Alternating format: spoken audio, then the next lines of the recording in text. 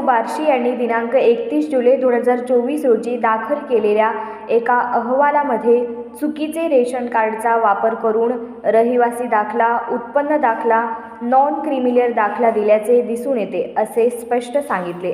तसेच रेशन कार्डमध्ये खडाखोड केल्याचे उल्लेख केलेला आहे, परंतु अद्याप त्यांनी कुठल्याही प्रकारची संबंधितांवरती कारवाई केलेली नाही किंवा कागदपत्र रद्द केलेले नाही।